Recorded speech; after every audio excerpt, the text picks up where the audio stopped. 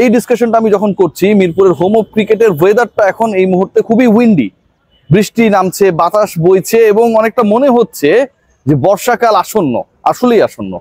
কিন্তু এই বৃষ্টির সময়ও, এই ডাল ওয়েদারেও যারা সাকিব আল হাসানের ভক্ত তাদের জন্য একটা অসাধারণ খবর। সাকিব আল হাসান তৃতীয়বার বোলিং অ্যাকশন পরীক্ষা দিয়েছেন।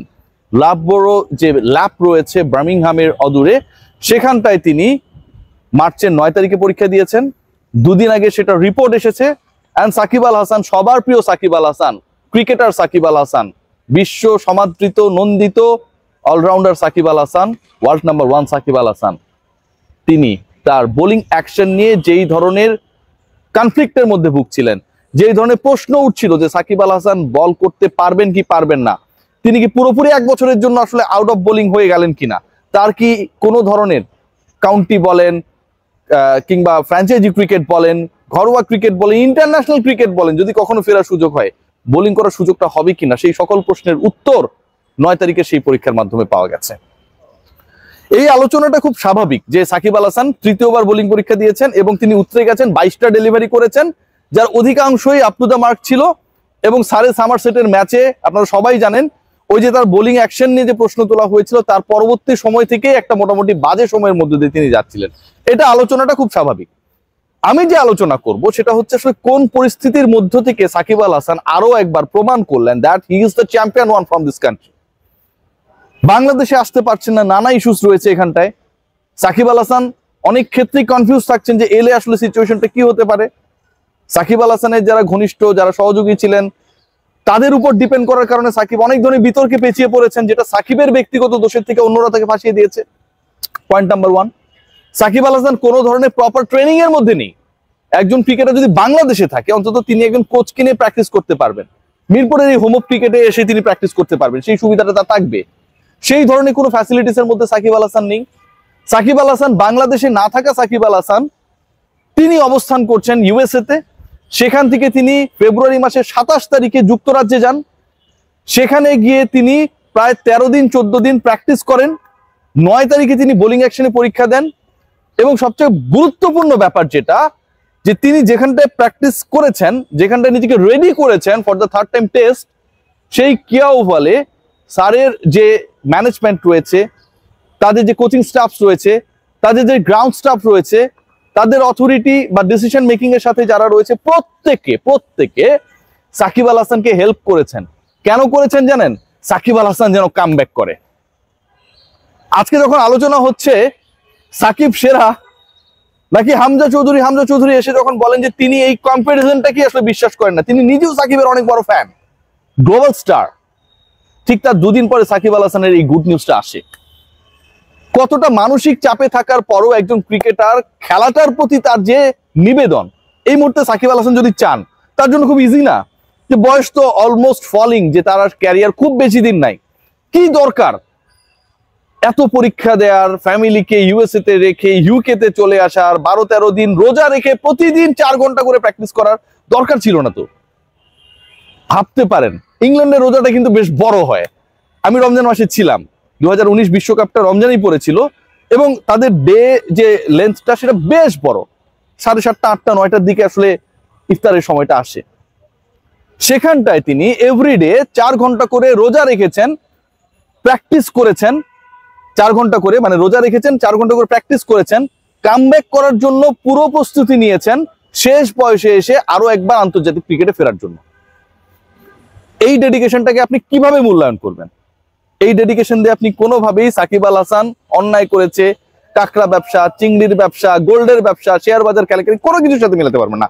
এই ডেডিকেশনটা পুরোপুরি একটা খেলার প্রতি তার ভালোবাসা, ফিরে আসার যে তাড়না। হয়তো তিনি আর খেলবেনই 1-1.5 বছর, কিন্তু তারপরও তিনি চ্যাম্পিয়ন হয়ে খেলতে চান, তারপরও তিনি তার ক্যারিয়ারের শেষ বলটা বৈধভাবেই করতে চান। এই যে তাড়না, সেটা আসলে সাকিব আল হাসানকে, একজন ক্রিকেটারকে সাকিব আল হাসান বানায়। এখন প্রশ্ন হলো সাকিব আল হাসান আসলে কোথায় ফিরছেন? সাকিব আল হাসান আবারও ফিরছেন, সাকিব আল হাসান ফুল প্যাকেজ হয়ে ফিরছেন। নট লাইক দ্যাট যে শুধুমাত্র বোলার সাকিব আল হাসানকে গাজী আশরাফ হোসেন লিপু নিতে চায়নি থেকে বাদ পড়ে গেছেন। এই ডিসকাশনটা এখন আর পৃথিবীর কেউ করবে না ভাই। He is okay. Shakib Al Hasan এখন অলরাউন্ডার হিসেবে ফিরছেন এবং যেই কাউন্টি ক্লাবটা তাকে হেল্প করেছে, বৃষ্টি হচ্ছে, সাকিবের জন্য আনন্দের বৃষ্টি, হয়তো অনেক গরম পড়েছিল, তারাই এখন সাকিব আল হাসানকে ফার্দার অ্যাসিস্ট্যান্স দিতে চায়।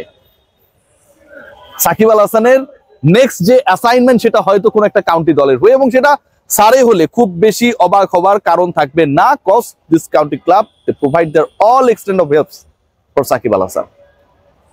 বাংলাদেশের হয়ে কি সাকিব আল হাসান আরো খেলার সম্ভাবনা রয়েছে, এটাও উড়িয়ে দেওয়া যায় না।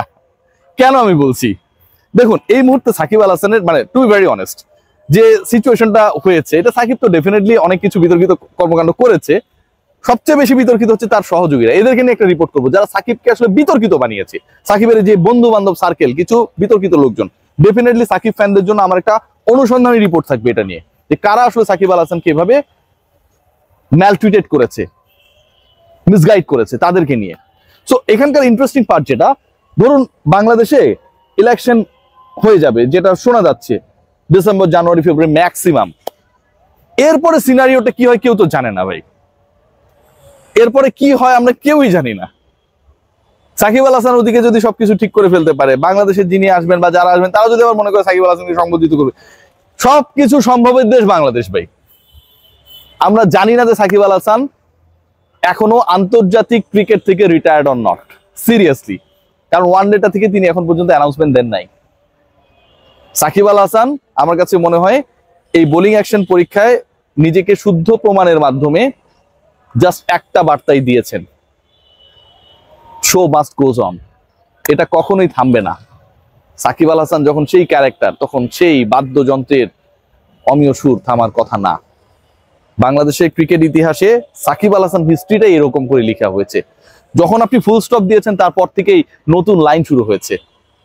যখন তাকে আইপিএল এ ব্রাত্য করে রাখা হয়েছিল, বেঞ্চে বসিয়ে রাখা হয়েছিল, তারপরের বিশ্বকাপে তিনি 606 রান করেছিলেন। যখন তাকে রুল আউট করে দেওয়া হবে, তিনি সাউথ আফ্রিকায় গিয়ে খেলবেন কি খেলবেন না, গিয়ে তিনি সেখানটায় বাংলাদেশকে ম্যাচ জিতিয়ে দিয়েছেন। সাকিব আল হাসান ক্যারেক্টারটা এরকম। যখন তার পুরো ক্যারিয়ারের এপিটাফ লিখে ফেলা হয়েছে, ঠিক তখন তিনি চিন্তা করতে পারেন এই 38-39 বছর বয়সে ইউএসএ এবং ইউকের কিন্তু পুরো পেঁচানো রুট, সেখানটায় গিয়ে 13-14 দিন প্র্যাকটিস করে, রোজা রেখে প্রতিদিন 4 ঘন্টা করে অনুশীলন করে তিনি নিজেকে তৈরি করে শুদ্ধ প্রমাণ করে দিলেন। সো এই ইন্টারেস্টিং ইস্যুস গুলো সাকিব আল হাসানকে সাকিব আল হাসান বানিয়েছে, এন্ড দ্যাটস ওয়াই আমার কাছে মনে হয় তিনি কিংবদন্তি। বাংলাদেশ ক্রিকেট বোর্ড এবং সবার জন্য এটা আসলে একটা স্বস্তির খবর, কারণ end of the day Shakib Al হাসানকে নিয়ে একটা ভালো খবর, ক্রিকেটেও ভালো খবর সবাই এক্সপেক্ট করে। সবাই ভালো থাকবেন। সাকিব আল হাসান ক্রিকেটে ফিরছেন, কিন্তু কোন টাইপের ক্রিকেটে সেটা হয়তো সময় বলে দিবে। Take great care.